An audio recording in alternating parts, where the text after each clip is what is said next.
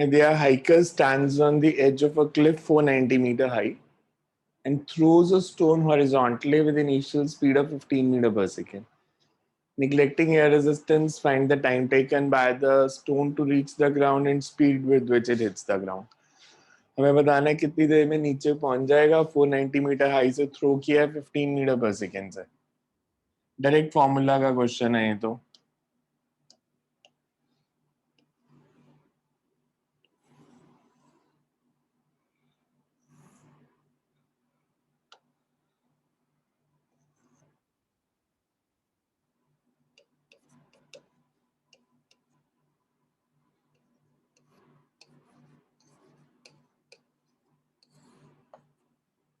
कितने टाइम में नीचे पहुंचेगा?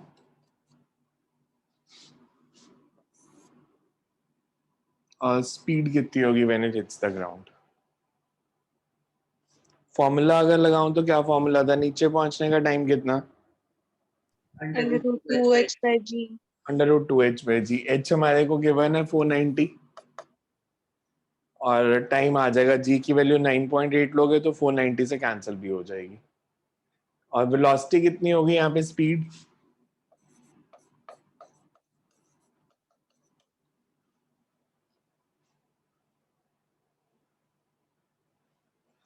टाइम ऑफ फ्लाइट तो सिंपल है फॉर्मूला.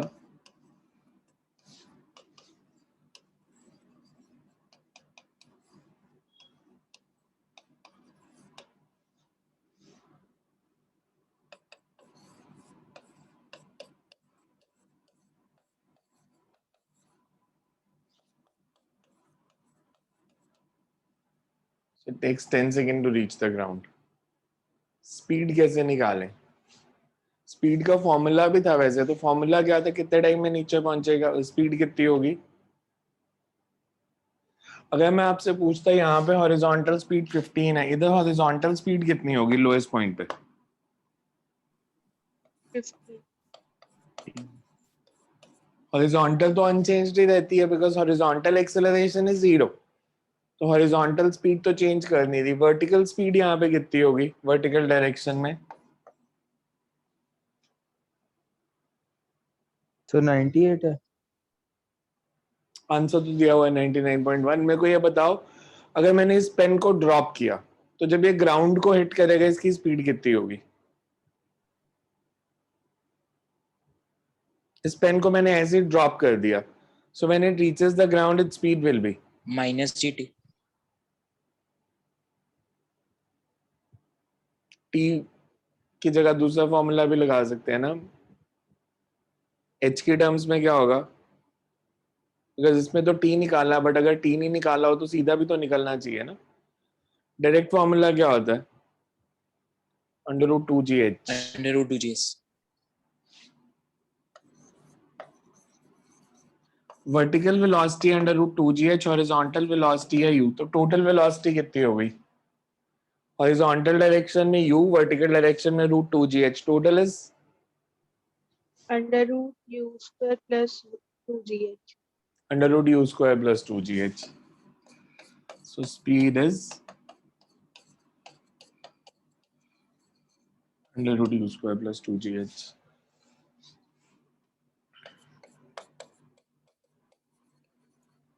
कोई और मेथड? इस पॉइंट पे इसको मैं मान लेता हूं ग्राउंड लेवल. जब बॉडी हाइट h पे है, इसके पास टोटल एनर्जी कितनी है? सिर्फ काइनेटिक, सिर्फ पोटेंशियल, या काइनेटिक और पोटेंशियल दोनों जब थ्रो किया?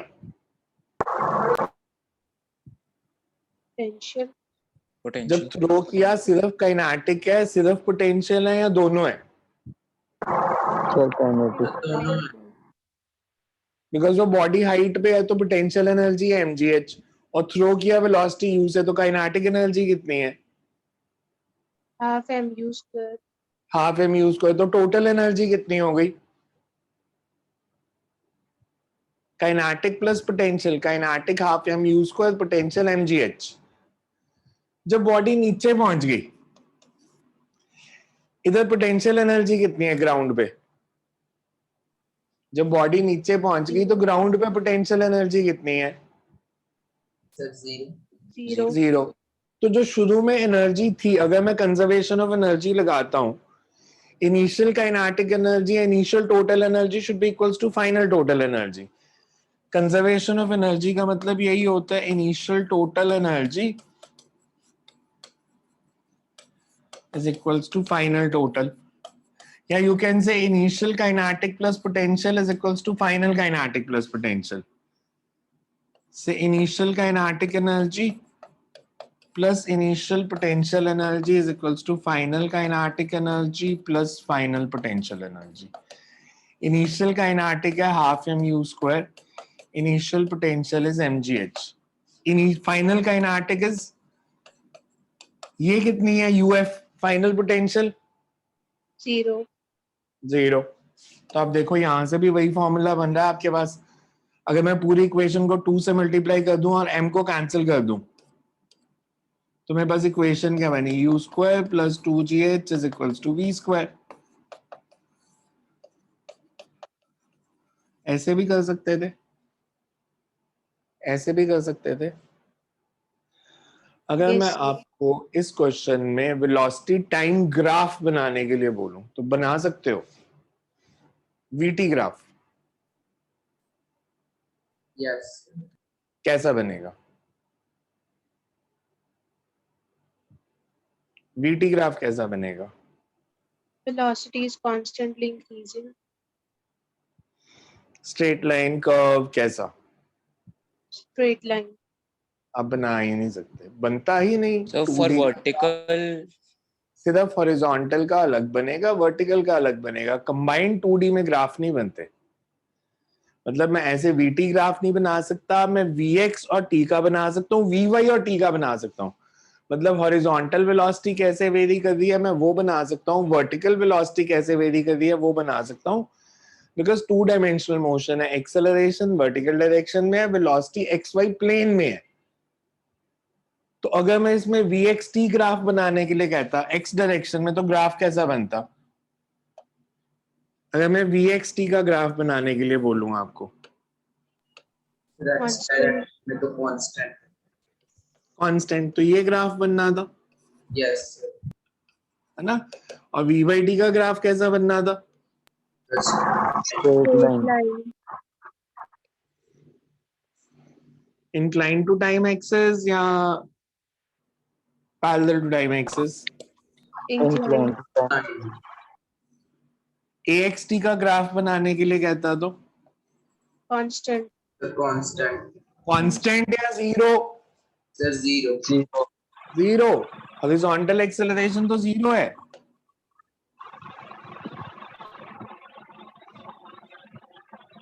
और ayt का Sir, ये constant. Constant. Positive acceleration, negative Negative. Velocity No, किस the डायरेक्शन में थी? Positive. डाउनवर्ड. और उसको Sharp. मैंने पॉजिटिव लिया है, तो एक्सेलरेशन को भी फिर डाउनवर्ड को पॉजिटिव ही लोगे. सर जिस क्वेश्चन में हमें कुछ नहीं बताया, मतलब सीधा ग्राफ बनाने को बोला, उधर भी हम अपनी मर्जी से साइन लेंगे कि कुछ वो देंगे हमें. आपकी मर्जी, वो आपकी मर्जी, पर ये दोनों ग्राफ मैच करने चाहिए. मतलब अगर यहाँ पे आपने वेलोसिटी को पॉजिटिव लिया और एक्सेलरेशन भी उसी डायरेक्शन में जिसमें वेलोसिटी है, तो फिर एक्सेलरेशन भी पॉजिटिव में ही प्लॉट करोगे. Okay sir. अब हॉरिजॉन्टल वेलोसिटी तो कांस्टेंट है, वर्टिकल बढ़ रही है. Area under velocity time graph is, Displacement. तो इसका जो एरिया होगा ये डिस्प्लेसमेंट होगी या वर्टिकल डिस्प्लेसमेंट होगी? Vertical. वी और टी का ग्राफ वर्टिकल डिस्प्लेसमेंट या टोटल डिस्प्लेसमेंट या हॉरिजॉन्टल डिस्प्लेसमेंट? Vertical. ये Vertical. सिर्फ vertical. So this area is vertical displacement. और वर्टिकल डिस्प्लेसमेंट है कितनी थी इस क्वेश्चन में? 490. h. तो ये जो एरिया है this is h.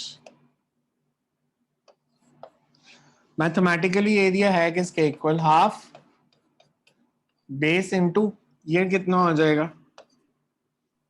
Vy.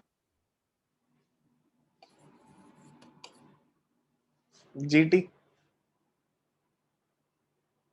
GT होगा। स्लोप कितनी है? tan थीटा कितना है? tan थीटा की वैल्यू कितनी है इस ग्राफ में? Because tan theta is the Vy slope. upon Sir, X. Vy upon t.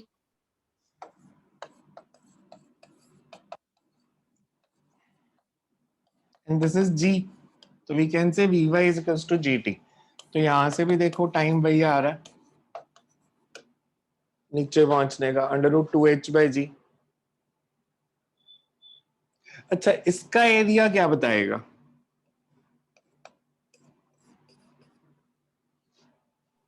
Total Horizontal. Displacement या horizontal? Horizontal. Horizontal displacement.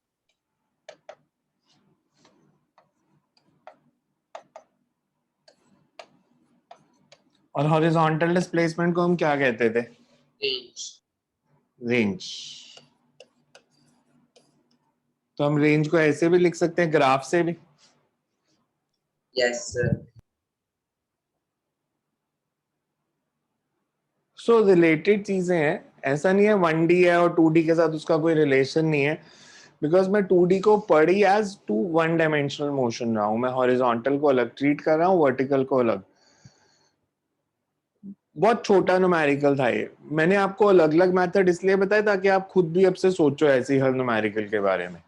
Otherwise numerical तो यहाँ पे खत्म हो गया था, अगर मैं बुक की तरह करता तो बस ये खत्म है, न्यूमेरिकल टाइम निकाल लिया, स्पीड निकाल ली, हो गया खत्म। But you have to go in deep into the numericals अगर आपको फिजिक्स सीखनी है तो। बिकॉज ये आसान वालों में जितना डीप चले जाओगे ना, मुश्किल वाले न्यूमेरिकल पे उतने इजीली सॉल्व कर दोगे।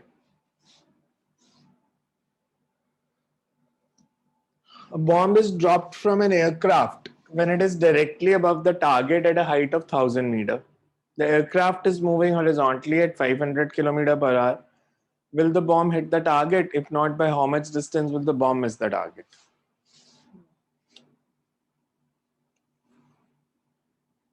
हमारे पास ये टारगेट है,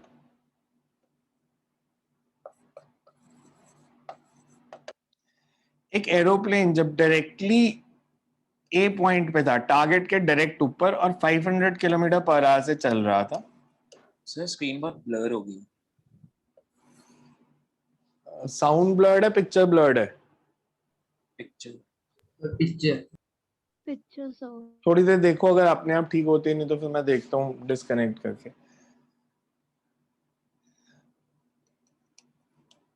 ये बॉम्ब अगर हम यहां से ड्रॉप करेंगे सीधा नीचे तो नहीं गिरेगा,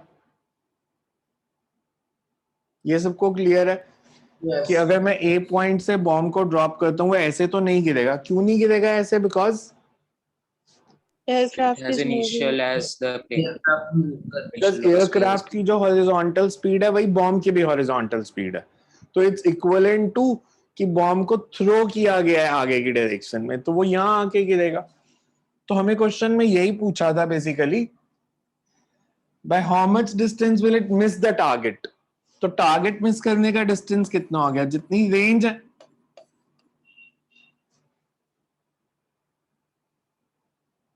और रेंज का formula U √2h/g. 2u square sin 2 theta by g. ये ऑब्लिक प्रोजेक्टाइल है, ये ऑब्लिक प्रोजेक्टाइल है। रेंज का फॉर्मूला आपने ऑब्लिक प्रोजेक्टाइल का बताया मेरे को। ये ऑब्लिक है या हॉरिजॉन्टल है? Horizontal. ये आंसर किसने बोला था? ध्रुव ने? सर वो गलती हाँ, गलती से। गलतियां करनी छोड़ दो। सो ये रेंज का फॉर्मूला है, एच भी पता है, सिर्फ इसको मीटर पर सेकेंड में चेंज करना पड़ेगा। बिकॉज हमें हाइट तो दी है, flying at a height of 1000 metre. H हमें पता है, एच हमें पता है, वेलोसिटी को मीटर पर सेकेंड में चेंज कर लेंगे तो ये न्यूमेरिकल सॉल्व हो जाएगा। क्लियर है?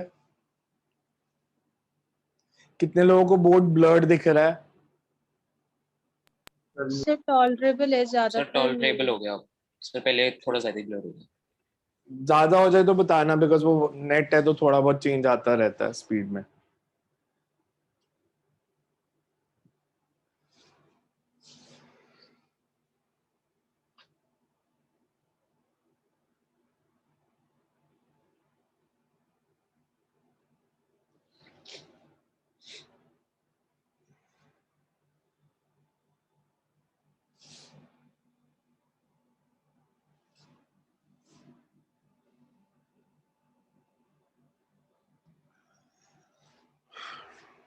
A small marble rolls off horizontally with a speed v naught from a top of a platform 2.75 meter high and feels no air resistance. On level ground, 2 meter from the base of a platform, there is a gaping hole in the ground. For what range of marble speeds will it land in the hole?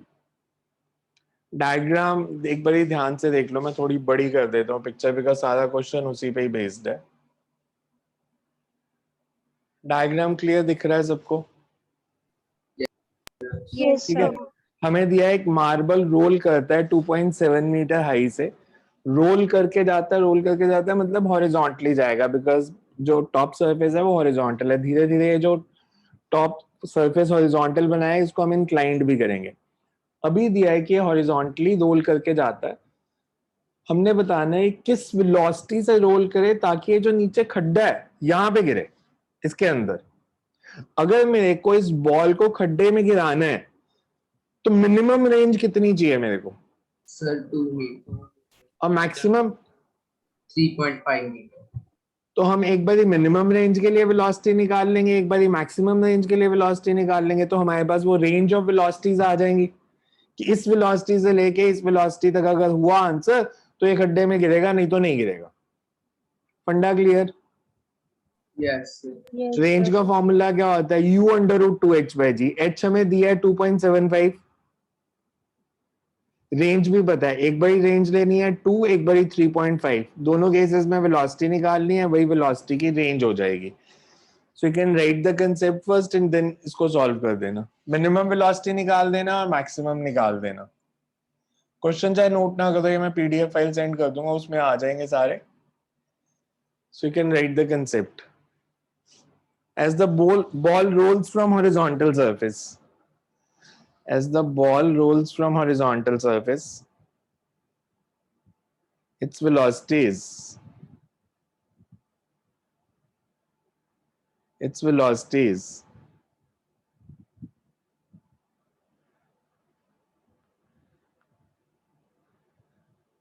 horizontal,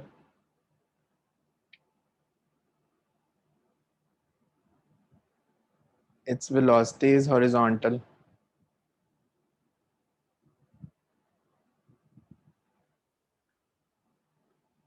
For ball, marble लिखा हुआ है, for marble लिख लो या for ball लिख लो, कुछ भी लिख लो. For ball to land into the hole, its minimum range should be 2 meter and maximum range will be 3.5 meter. Minimum range is 2 meter and maximum range is 2.5 meter.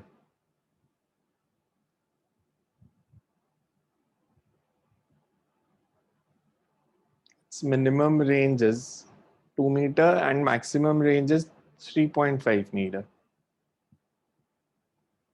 The speed corresponding to minimum range is minimum speed required. Speed corresponding to minimum range is the minimum speed required, and speed corresponding to maximum range is the maximum speed required. कर दो solve. V minimum V maximum check करो answer आ रहे हैं या नहीं. Minimum दिया 2.67, maximum 4.67. Formula is Sir, repeat कर दो इस बार. speed corresponding to minimum range is the minimum speed required, and speed corresponding to maximum range is the maximum speed required. Formula लगाओ, r is equal to u under root 2h by g and find U minimum G value है ना डालनी है sir. Sir, जी की value 10 है कि 9.8? 9.8 ले लो, 10 ले लो, थोड़ा बहुत डिफरेंस आ सकता है, मतलब उसकी इतनी टेंशन ना लिया करो। जैसे यहाँ पे 2.67 है, आप जी की वैल्यू डिफरेंट लोगे तो वो 2.6 आ जाएगा, 2.7 आ जाएगा, क्या फर्क पड़ जाएगा उससे। सर 10 लेके 2.69 है। 10 लेके 2.67 आ रहा है, ठीक है 10 से कर लो, बिकॉज इसके लिए कोई कंसिस्टेंट रूल नहीं है। सिर्फ अगर 9.8 के मल्टीपल्स में वैल्यू हो तो हम 9.8 लेते हैं। जैसे पिछले क्वेश्चन में 490 थी, तो वो 9.8 का मल्टीपल था, उसका 9.8 से ही आंसर इजीली आना था।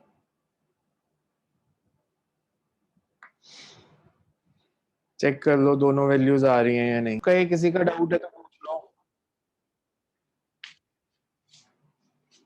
कि अगर मेरे को यू मिनिमम निकालना है, दो फॉर्मूलाज,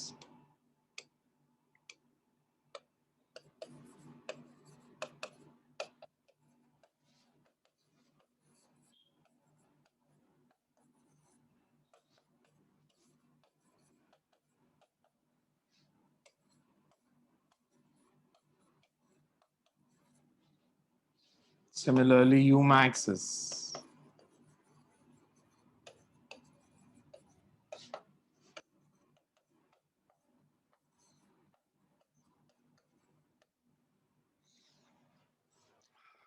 क्लियर सबको ये। Yes sir.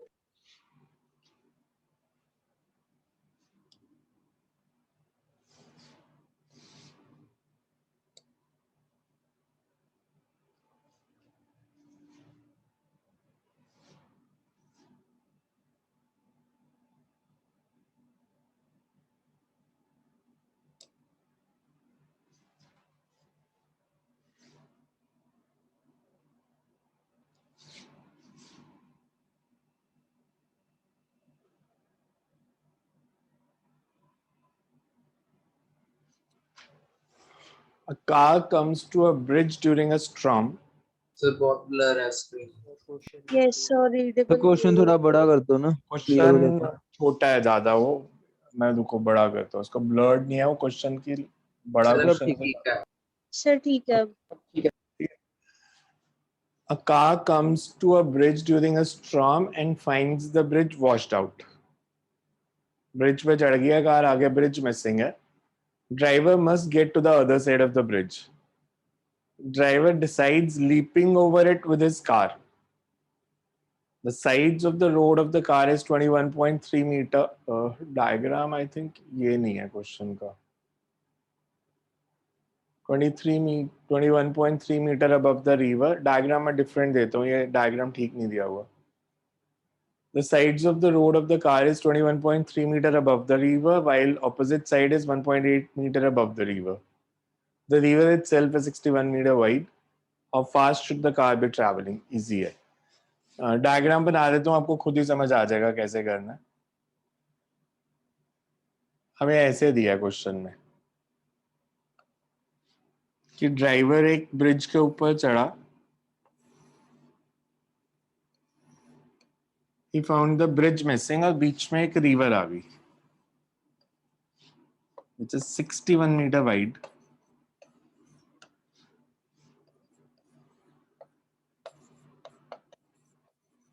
और सड़क का दूसरा एंड जहां पे फिर अवेलेबल है that is 1.8 metre above the ground. हमें बताने हैं किस वेलोसिटी से कार को ट्रैवल करे ताकि रिवर को क्रॉस कर जाए, जंप कर जाए। तो बेसिकली रेंज कितनी चाहिए? सर 61। 61. 61 मीटर। उसकी हाइट 21.3 मीटर है, रोड का दूसरा एंड 1.8 मीटर पे है। तो बेसिकली उसके पास हाइट कितनी है? उसकी height corresponding to lower level, यही एच होगा, सर यस। Yes. है ना। 21.3 माइनस 1.8, तो हमें एच भी पता है, हमें रेंज भी पता है, यू बताना है। हो जाएगा सॉल्व ये, Yes, sir. है ना। Yes. सेम फॉर्मूला, सिर्फ एच को जो हमने लेना है वो 21.3 माइनस 1.8 और रेंज लेनी है 61। बाकी तो फॉर्मूला ही है फिर r is equals to u under root 2h upon g।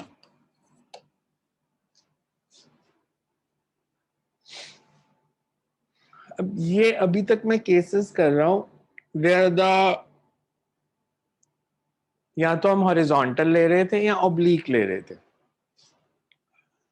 But अगर हमारे को ना हॉरिजॉन्टल दिया है ना ऑब्लिक दिया है, मतलब यहाँ तो बिल्डिंग के ऊपर से हॉरिजॉन्टली भी नहीं फेंका और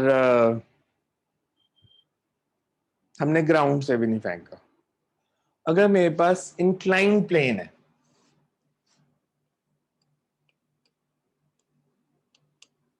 दो केस होते हैं इसके, आज एक ही कराऊंगा, अभी एक नेक्स्ट क्लास में करेंगे।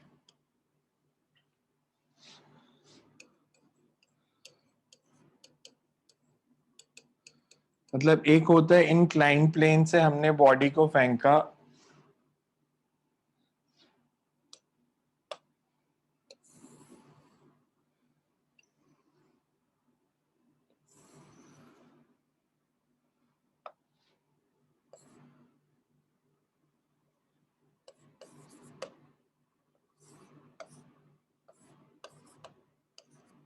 और ये ऐसे जाके यहाँ हिट की, इंक्लाइन प्लेन के ऊपर बॉडी को थ्रो किया। हमें बताना होता है कि अगर मैंने यहां से थ्रो किया t इज इक्वल्स टू 0 से, कितना टाइम लगेगा a से b तक जाने में, a b डिस्टेंस कितना होगा, कैसे RK करें, टाइम कैसे निकालें a से b तक जाने का टाइम,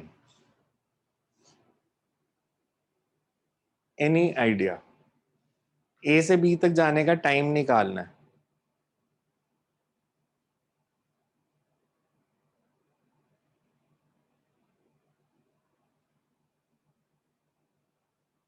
कोई मेथड सजेस्ट कर सकते हो? Time taken to move from a to b।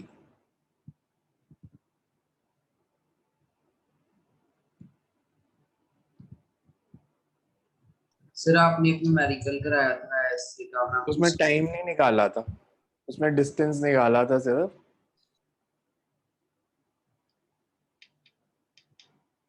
Distance निकालने के लिए हमने ले लिया था हॉरिजॉन्टल वेलोसिटी, पहले बेस निकाल लिया था, फिर ट्रिग्नोमेट्री लगा दी थी।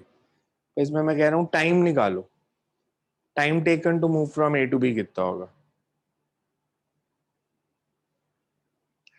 इंक्लाइन प्लेन का जब भी न्यूमेरिकल आएगा, I am repeating, incline plane is not a regular board syllabus article. Board में दो ही चीजें आती हैं, हॉरिजॉन्टल या ऑब्लिक। इसको कंपटीशन में देते हैं saying this is applications of projectile motion में। तो बोर्ड एप्लीकेशन में स्कूल एग्जाम या बोर्ड में नहीं पूछते, ये कॉम्पिटिटिव में पूछते हैं। जब भी आपको इंक्लाइन प्लेन का न्यूमेरिकल आएगा, पहला स्टेप हम लेके चलेंगे कि हम इंक्लाइन प्लेन को एक्स एक्सिस मान लेंगे और इंक्लाइन प्लेन के परपेंडिकुलर जो प्लेन होगा उसको वाई एक्सिस मान लेंगे। मतलब मैं इसको मान लूंगा कि ये मेरा एक्स एक्सिस है,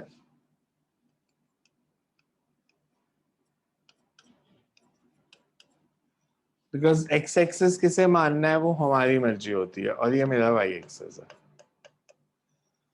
बेसिकली मैं कह रहा हूं ये हॉरिजॉन्टल है और ये मेरी वर्टिकल डायरेक्शन है। अब अगर मैं इसे हॉरिजॉन्टल मानता हूं और वाई एक्सिस को वर्टिकल मानता हूं, तो हमारा जो अभी तक प्रोजेक्टाइल में कंसेप्ट चल रहा था कि हॉरिजॉन्टल एक्सेलरेशन इज 0, वो अब नहीं लगेगा, बिकॉज जो ओरिजिनल एक्स एक्सिस था इस डायरेक्शन में एक्सेलरेशन 0 है, इसमें 0 नहीं है। Through out the path body जब ए से बी जा रही है, उसकी एक्सेलरेशन कितनी है और किस डायरेक्शन में है, एक्सेलरेशन कितनी है और किस डायरेक्शन में है, बॉडी पे अब कौन सी फोर्स लग रही है, अभी भी फोर्स ग्रेविटी को छोड़ के कोई लग रही है या ग्रेविटी ही लग रही है अभी भी? ग्रेविटी ग्रेविटी ही लग रही है ना, ग्रेविटी लग रही है तो एक्सेलरेशन कितनी और किस डायरेक्शन में? Sir 9.8 9.8 downward. और डाउनवर्ड डायरेक्शन। डाउनवर्ड। ये डाउनवर्ड। क्लियर है सबको कि एक्सेलरेशन अभी भी 9.8 ही है और डाउनवर्ड है, ठीक है? यस तो यस मैंने सर। एक्सेलरेशन को यहाँ मार्क किया, मतलब बॉडी पे लग रही है पर मैंने कंपोनेंट्स बनाने हैं, तो मैंने कहा ये एक्सेलरेशन है।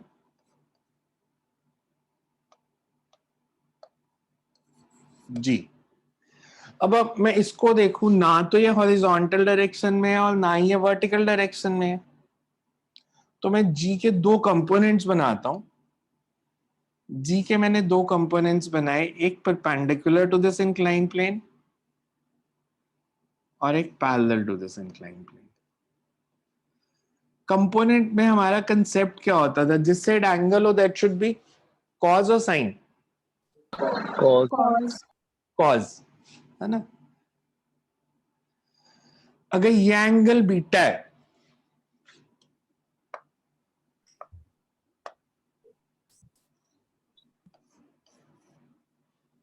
तो ये एंगल बीटा होगा।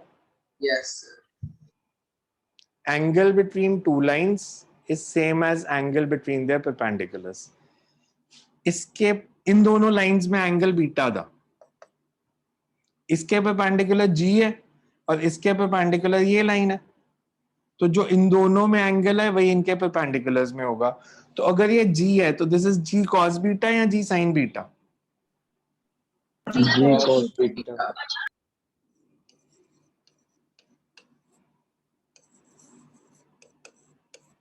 जी साइन बीटा। पहले इतना देखो, ये समझ में आया कंपोनेंट्स कैसे बनाए मैंने जी के? यस अब अगर मैं आपसे No, पूछूं, अगर ये जी है, जिस साइड एंगल हो वो कौन सा कंपोनेंट होता है? वेक्टर्स में हम कंपोनेंट बनाते थे, v cos theta, v cos sin theta. जिस साइड एंगल होता था दैट इज ऑलवेज cos, मतलब जैसे ये v था और ये थीटा था, तो this was v cos theta, और इसके जो परपेंडिकुलर था that was B sine v sin, और इनका रिजल्टेंट v। तो वैसे ही मैंने यहाँ किया कि अगर ये g है और ये बीटा है तो दिस इज g cos और ये g sin, और इन दोनों का जो रिजल्टेंट है that is g। Okay sir. ये इतनी बार यूज होना है ना अगले दो चैप्टर्स में, ऑलमोस्ट डेली, जी के कंपोनेंट्स इंक्लाइन प्लेन पे। अभी शुरू हो जाएगा लॉज ऑफ मोशन, जब तक खत्म नहीं होता तो आप कह सकते हो कि हम वीक में 15-20 बार ये कंसेप्ट लगाया करेंगे कि जी के कंपोनेंट्स जो परपेंडिकुलर डाउनवर्ड्स है वो जी कॉस और ये जी साइन। मैं अब आपसे अगर पूछूं कि एक्स एक्सिस के अलोंग एक्सेलरेशन कितनी है, एक्स एक्सिस के along minus g sine. G sine beta x axis के अलोंग है या g cos beta x axis के अलोंग है? G sine g beta. Sine sin beta. beta negative x axis की direction में पॉइंट कर रहा है, पॉजिटिव एक्स एक्सिस। नेगेटिव। तो एक्स नेगेटिव। एक्सिस के अलोंग जो एक्सेलरेशन हम लिया करेंगे we will take it as minus g sin beta, zero नहीं लेंगे अब हॉरिजॉन्टल के अलोंग। y एक्सिस के अलोंग एक्सेलरेशन कितनी लेंगे? Minus g cos. G cos beta. Minus g cos beta. समझ में आ रहा है माइनस क्यों लिया? Because it's along negative y axis.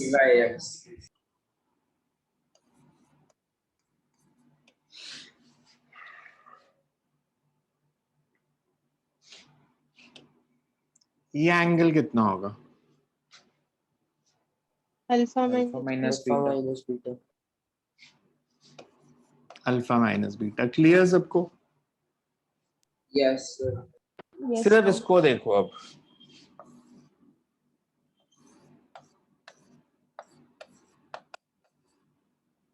ये वेलोसिटी का कौन सा कंपोनेंट होगा horizontal x component. Horizontal Horizontal. और कितनी वैल्यू होगी इसकी? a minus v cos theta you cos ये कंपोनेंट कितना होगा? You cos alpha minus beta. u cos alpha minus beta. और परपेंडिकुलर डायरेक्शन में u cos you sin alpha minus minus beta beta. तो मेरे पास जो हॉरिजॉन्टल वेलोसिटी है और जो वर्टिकल वेलोसिटी है दैट इज, पहले इतना देखो, इसमें सब समझ में आ रहा है जो मैंने कंपोनेंट्स बनाए हैं और मैं क्यों कहता था वेक्टर्स इंपॉर्टेंट है। कंपोनेंट्स देखो, सबको समझ में आए मैंने कैसे बनाए हैं। Yes Yes, sir. अभी पूछ लो, बिकॉज ये प्रॉब्लम बढ़ेगी नहीं तो कम नहीं होने वाली। अगर आप सोचो कि मेरे को अगले न्यूमेरिकल में समझ आ जाएगा, तो अगले न्यूमेरिकल में वो बढ़नी शुरू होगी प्रॉब्लम, कम नहीं होगी अब। इसलिए ध्यान से देखो, नहीं समझ आया पूछो मेरे से कंपोनेंट्स के बारे में, किसी को भी डाउट है। बीटा नहीं समझ आया कि आपने जी बीटा कैसे लिया। ये बीटा है तो ये बीटा कैसे लिया? Yes sir. ये आपकी 8th या 9th की एक क्रॉलरी थी। मेरे पास अगर ऐसे दो लाइंस हैं और इनके बीच में जो एंगल है वो बीटा है, इसके परपेंडिकुलर ये लाइन, इसके परपेंडिकुलर ये लाइन, तो जो दो लाइंस में एंगल होता है वही उनके परपेंडिकुलर्स के बीच में भी होता है। ऐसा क्यों होता है वैसे? जो दो लाइंस में एंगल है वही उनके परपेंडिकुलर्स के बीच में भी होगा। कैसे प्रूव कर सकता है कोई? सर यस मान लो ये पेन है, ऐसे दो, इनके बीच में एंगल बीटा है। अगर मैं इस पूरे सिस्टम को 90 डिग्री टर्न कर दूं तो एंगल तो नहीं बदलेगा ना। यही मतलब है ना, दो लाइंस में जो एंगल है उनके परपेंडिकुलर्स में भी एंगल है। मैंने इसको भी 90 डिग्री टर्न किया, इसको भी 90 डिग्री, तो एंगल तो सेम ही था। यस यस मैं नीचे सर। को भी टर्न कर सकता था ऐसे भी। सो ये वो कंसेप्ट लगाया है कि जो दो लाइंस में एंगल होता है वही उनके परपेंडिकुलर्स में भी होता है। और देखो, किसी को कुछ नहीं आया समझ तो?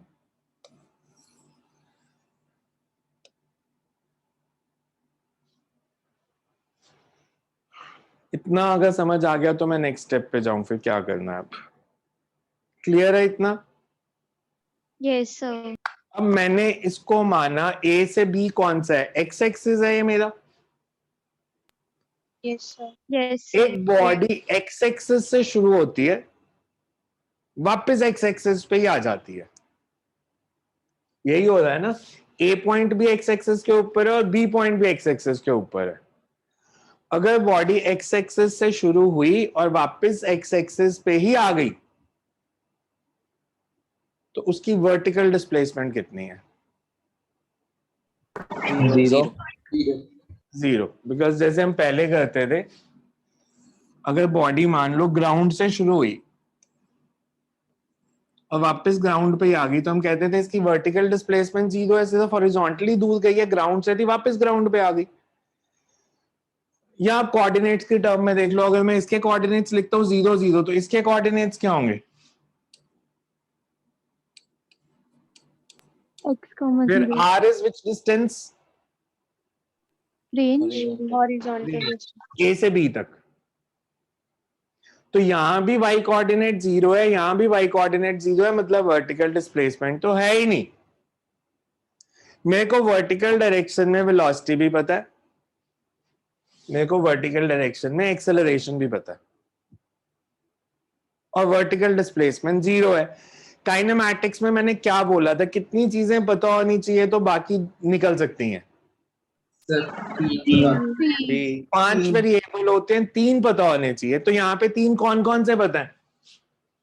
Acceleration, acceleration, velocity. वेलोसिटी और डिस्प्लेसमेंट। हमें ये पता है फॉर ए टू बी,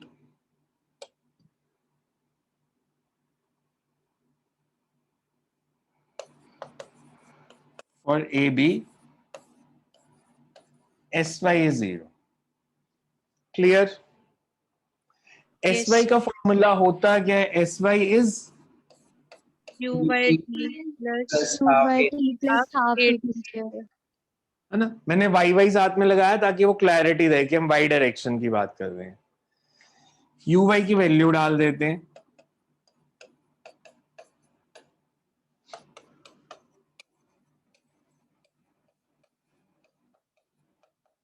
तो यहां से टी कितना आ गया? सर वो उसके साथ क्यों रहेगा? टी कितना आ गया? T comes out to be इसको और निकलना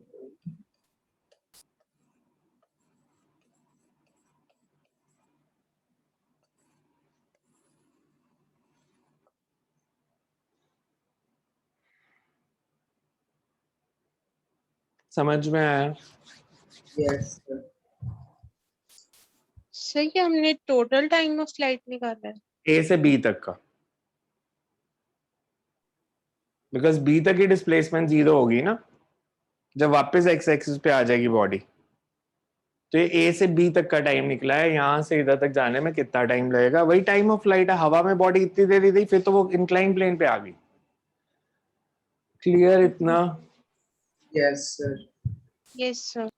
अब आइंस्टाइन को फिजिक्स बहुत ब्यूटीफुल लगती थी, आपको इसमें कुछ ब्यूटी नजर आ रही है अभी तक? सर ये ऑब्लिक प्रोजेक्टाइल के फॉर्मूला से थोड़ा मिलता है। ऑब्लिक प्रोजेक्टाइल में फॉर्मूला क्या था बताओ टाइम ऑफ फ्लाइट का? 2u sin theta by 3। यही फॉर्मूला था। Sir yes. Yes sir. अच्छा, यू साइन थीटा उसमें क्या था? हॉरिजॉन्टल वेलोसिटी या वर्टिकल वेलोसिटी? Vertical velocity. और जी क्या था? Sir acceleration Acceleration due to gravity. किस डायरेक्शन में? डाउनवर्ड्स। Downwards. वर्टिकल।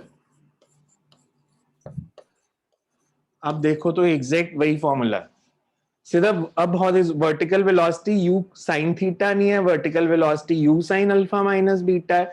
एक्सेलरेशन अब जी नहीं है, वर्टिकल डायरेक्शन में जी कॉस बीटा। कंसेप्ट नहीं बदला, वही है सब अभी भी। मैंने सिर्फ एक्सेस घुमा दिया अपना, ग्राउंड को एक्स एक्सेस मानने की जगह मैंने इंक्लाइन प्लेन को एक्स एक्सेस मान लिया, उससे वर्टिकल एक्सेलरेशन बदल गई। मैं जो वर्टिकल डायरेक्शन ले रहा था पहले वर्टिकली अपवर्ड्स, अब वो इंक्लाइन के परपेंडिकुलर आ गई। तो जो वर्टिकल डायरेक्शन में एक्सेलरेशन थी वो जी कॉस बीटा थी, तो इसलिए नीचे अब जी कॉस बीटा आ गया जी की जगह। समझ में आया ये? सिर्फ डायग्राम बनाओ अच्छे से एंड फिर मैं इसको लिखाता हूँ।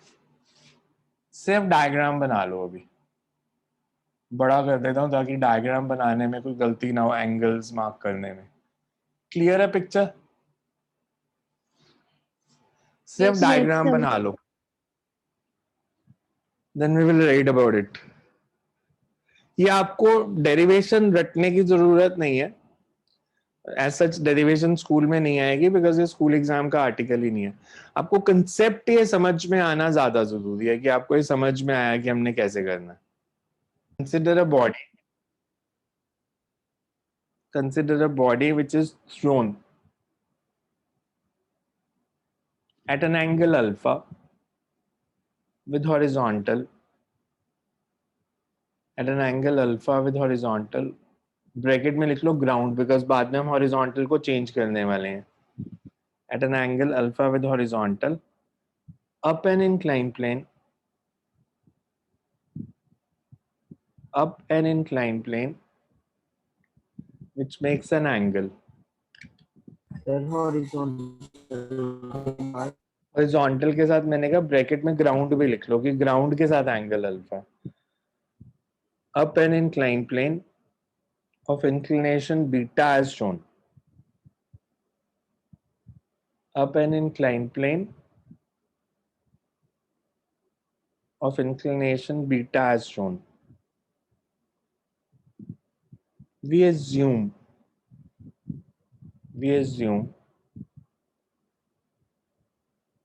inclined plane to be x-axis,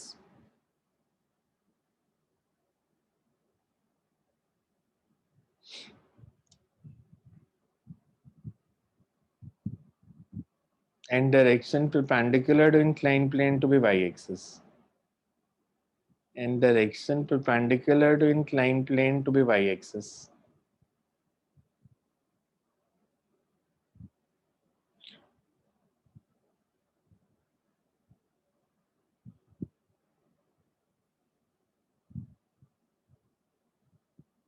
Making components of acceleration due to gravity, making components of acceleration due to gravity.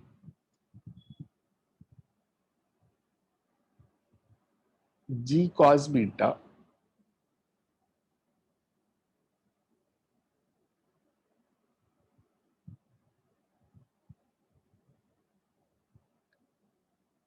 is vertical acceleration along negative y-axis, G cos beta is making components of acceleration due to gravity. G cos beta is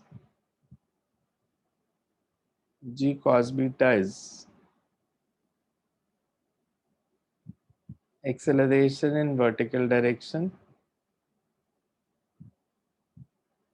G cos beta is acceleration in vertical direction.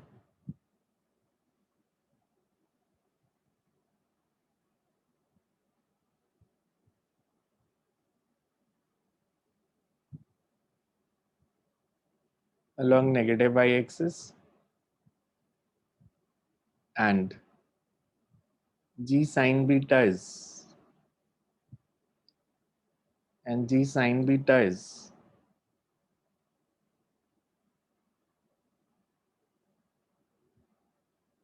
acceleration along negative x-axis.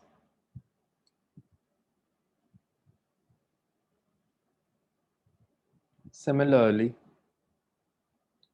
the initial velocity makes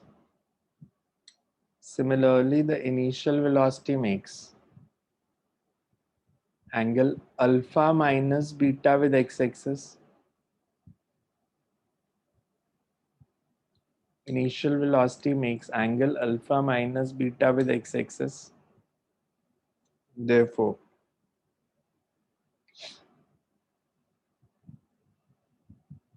horizontal velocity is ux is equal to u cos. Initial velocity makes angle alpha minus beta with x-axis. Therefore, initial velocity is u cos alpha minus beta. Initial velocity is u cos alpha minus beta along x-axis.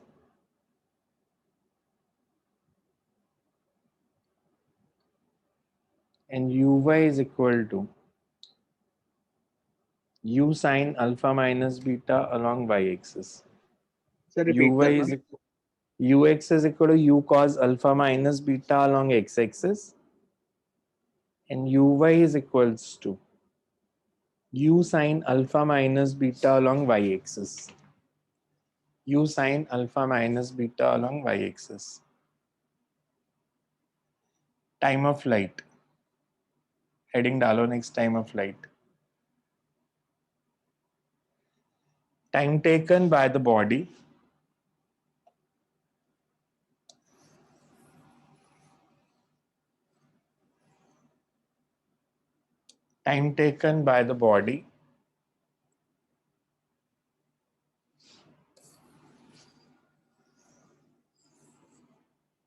to move from A to B, or the time for which body remains in air,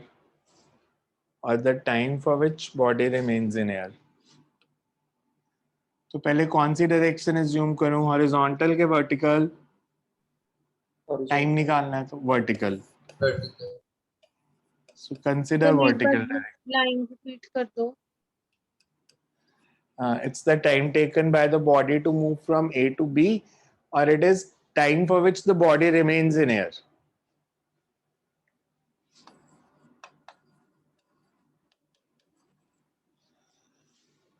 Uy is u sin alpha minus beta. Ay is minus g cos beta.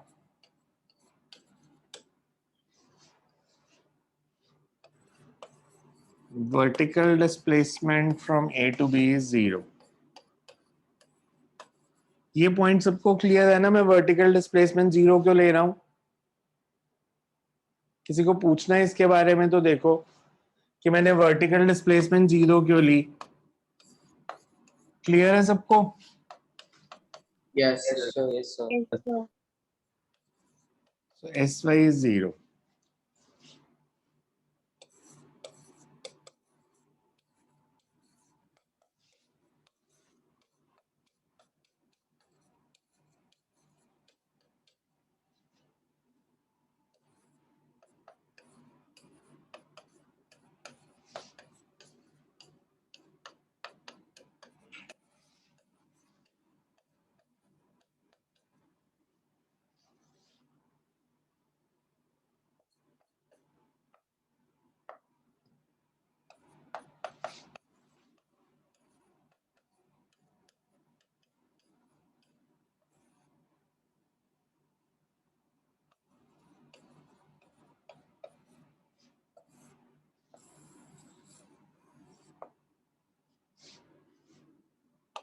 या इसको भी ऐसे ही याद रख सकते हो, 2u/a/y।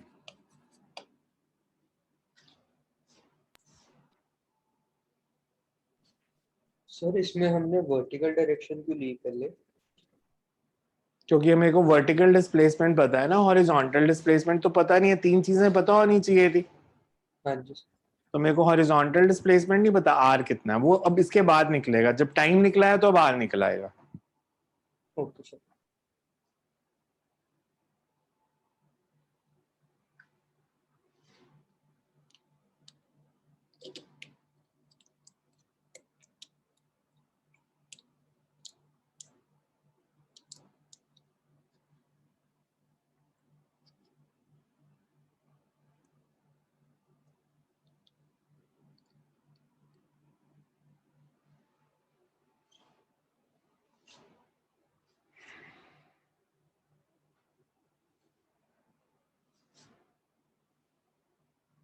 Clear है? अगला पार्ट करें इसका। Yes sir. सर 1 मिनट रुक जाओ, नोट करना।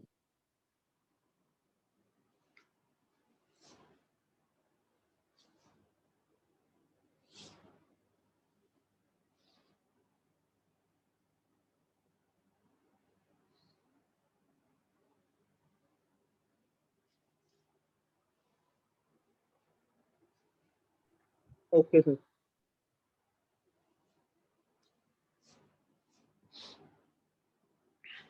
मेरे को अगर निकालनी है हॉरिजॉन्टल रेंज, मतलब ए बी डिस्टेंस, तो मैं कौन सी डायरेक्शन कंसीडर करूं अब, हॉरिजॉन्टल या वर्टिकल? हॉरिजॉन्टल डायरेक्शन में अब तीन चीजें कौन कौन सी पता है? इनिशियल वेलोसिटी पता है, u cos alpha minus beta. Acceleration in horizontal direction minus g. Minus g sine beta. और time taken to move from A to B, yes ये हमने निकाल लिया। तो हमें तीन चीजें पता चल गई, तो बाकी दो क्या रहेगी? मैं फाइनल वेलोसिटी भी निकाल सकता था और रेंज भी निकाल सकता था। तो रेंज निकालनी है इस केस में हमने।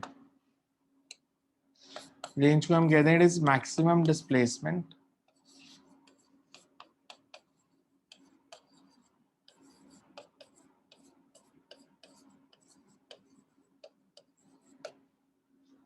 of body along inclined plane।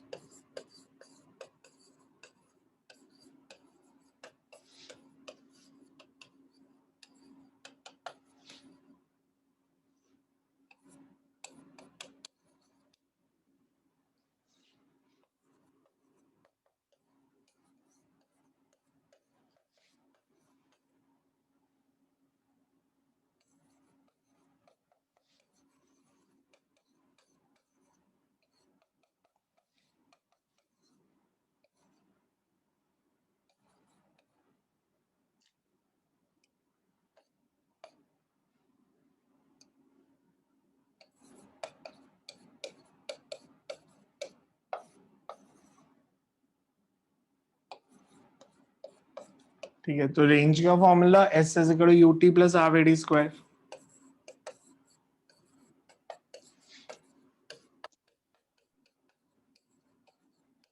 Values put करो एंड आंसर निकालो। इसमें थोड़ा सिंपल आंसर नहीं आएगा, कॉम्प्लेक्स आएगा, तो याद रखने की जरूरत नहीं है, सिर्फ मेथड समझ में आ गया तो चलेगा।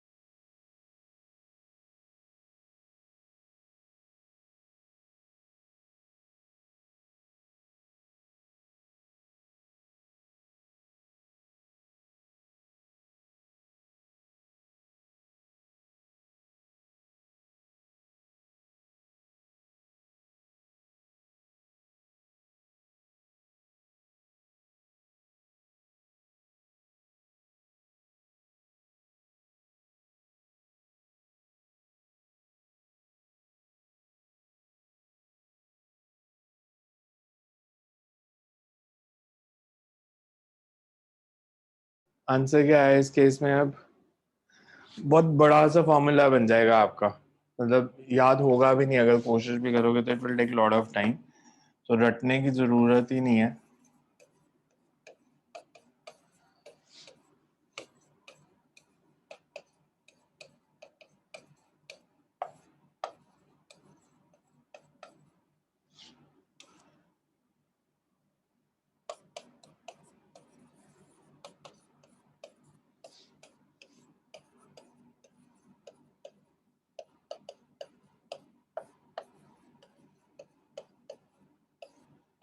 तो इस फॉर्मूले को याद रखने की बिल्कुल भी जरूरत नहीं है। पेपर में क्या होगा, आपको वैल्यूज दी होंगी, जब वैल्यूज दी होंगी ना, जैसे मान लो अल्फा दे दिया कुछ से 60 दे दिया, बीटा 30 दे दिया, तो यहाँ पे आपके पास वैल्यू आ जाएगी cos 30 की।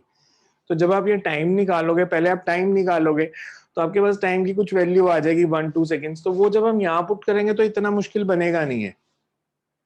ये सिर्फ मैंने समझाने के लिए किया है कि ये फॉर्मूला बन रहा है, याद नहीं करना है इसको। क्लियर है सबको? मैथड सबको समझ में आया? किसी को समझ नहीं आया तो वो पूछ लो, otherwise you don't have to remember this. पर अगर आपको Last में मेथड समझ आ गया तो लास्ट में साइन नहीं आएगा टी स्क्वायर जब आपने किया है 2u sign alpha minus beta. Yes. हाँ, वो साइन अल्फा माइनस बीटा आएगा, वो ठीक कर लो।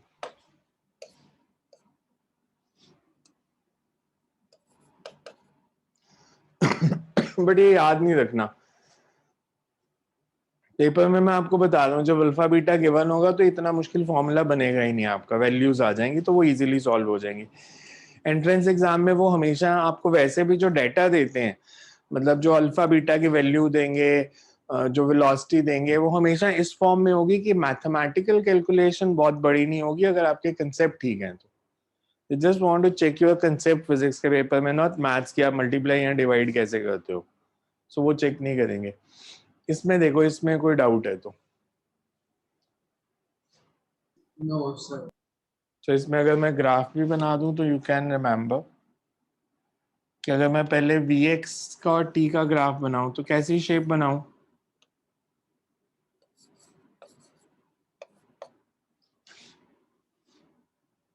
और अगर मैं Vy और t का बनाऊं तो कैसा बनाऊं।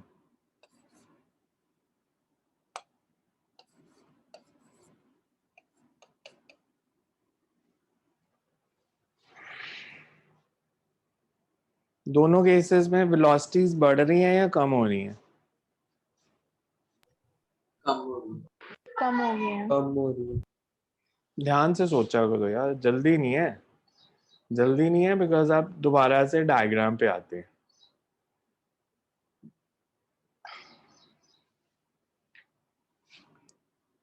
ये वैल्यू और ये सेम डायरेक्शन में ऑपोजिट डायरेक्शन में? ऑपोजिट।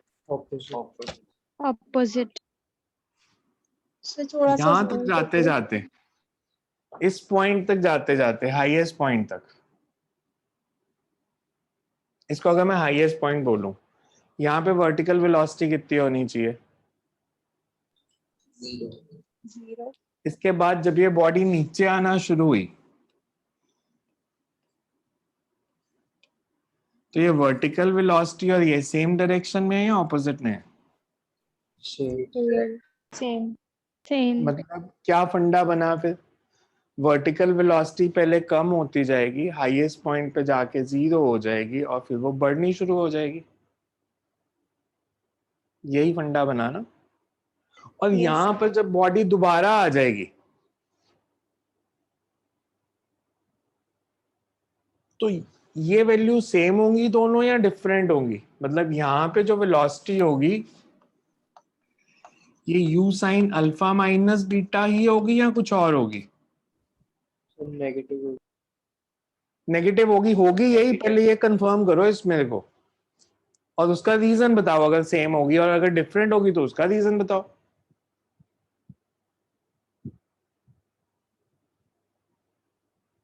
सेम होगी या डिफरेंट होगी? Sir, same conservation of energy. Conservation of energy. Height different है इन दोनों पॉइंट्स की।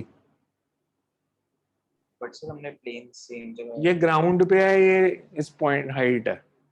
बट अच्छा, मैं अगर पूछूं ए से बी तक डिस्प्लेसमेंट कितनी है वर्टिकल डायरेक्शन में?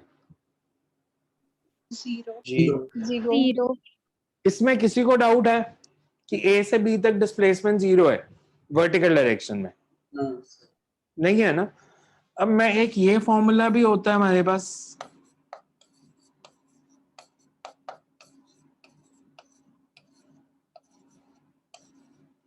अगर एस वाई 0 है तो वी वाई और यू वाई सेम होने चाहिए हमेशा। Yes yes sir. yes sir तो ये वेलोसिटी सेम ही होगी ना, सिर्फ डायरेक्शन बदली है। तो अगर मैं आपको बोलूं वी वाई का और टी का ग्राफ बनाओ तो कैसा बनाओगे अब आप? पहले कांस्टेंट तो V y का तो सर फिर T ग्राफ 0 टाइप बन और जाएगा, फिर कांस्टेंट इंक्रीज।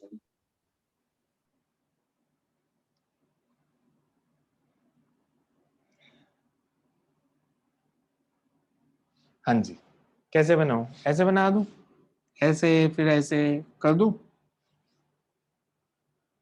करूं या ना करूं? No sir.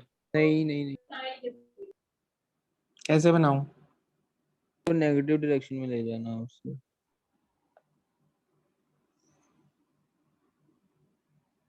ऐसे ही बनेगा, क्योंकि हाईएस्ट पॉइंट के बाद Yes, बॉडी sir. किधर जा रही है? Downward sir. डाउनवर्ड्स। तो मैंने अगर अपवर्ड डायरेक्शन को पॉजिटिव लिया था तो हाईएस्ट पॉइंट के बाद बॉडी डाउनवर्ड आ रही है तो उसकी वेलोसिटी नेगेटिव में होगी। अच्छा, इसका अगर मैं आपको कहता है ए वाई टी ग्राफ बनाओ,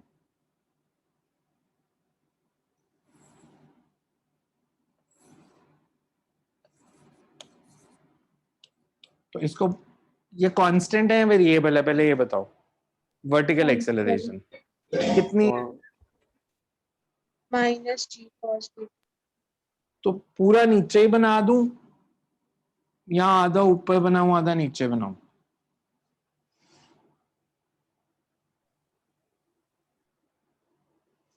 सर कैसा आधा ग्राफ? ऊपर आधा नीचे, क्योंकि बाद में अच्छा, वेलोसिटी मैं आपको देता हूं, ऐसा ग्राफ बनाऊं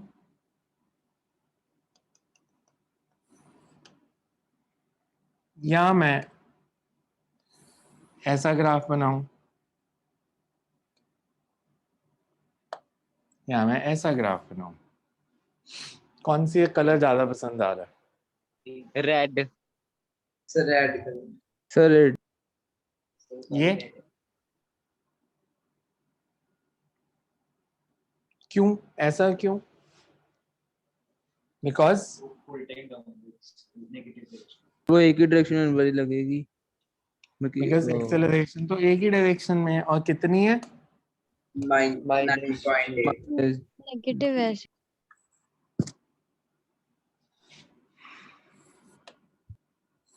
ठीक है, ये कौन सा पॉइंट था? मैक्सिमम हाइट पर। Maximum height. और ये पॉइंट हो गया बी। ठीक है, ए से एच तक वेलोसिटी पॉजिटिव है नेगेटिव है? पॉजिटिव पॉजिटिव एक्सेलरेशन नेगेटिव ये एक्सेलरेशन है या रिटार्डेशन है? रिटार्डेशन। एच से रिटार्डेशन बी तक, एच से बी तक वेलोसिटी नेगेटिव, एक्सेलरेशन भी नेगेटिव, तो एक्सेलरेशन या रिटार्डेशन? एक्सेलरेशन। सो ये एक्सेलरेशन है। तो एक ये बहुत इंपॉर्टेंट पॉइंट आपके दिमाग से 9th वाला निकल जाना चाहिए कि नेगेटिव वैल्यू रिटार्डेशन होती है। Negative acceleration is not retardation. ना ही मैं ये कह सकता हूं कि positive acceleration is acceleration. Positive acceleration can be retardation also. So इतना एब्जॉर्ब करो एंड नेक्स्ट टाइम करते हैं इसके आगे। आज वाला देखना, अगर इसमें कुछ नहीं समझ आया तो मैं से पूछना है, रिकॉर्डिंग भी डाल दूंगा अगर किसी को दोबारा से सारा देखना है तो। बट एक बार इस सारे को रिवाइज करके देखना, सारे लेक्चर को। Excuse me sir. हाँ जी, सर एक जनरल चीज पूछनी थी। क्या चीज? सर एक जनरल चीज पूछनी थी। पूछो। सर स्कूल में डमी एडमिशन लेने का कोई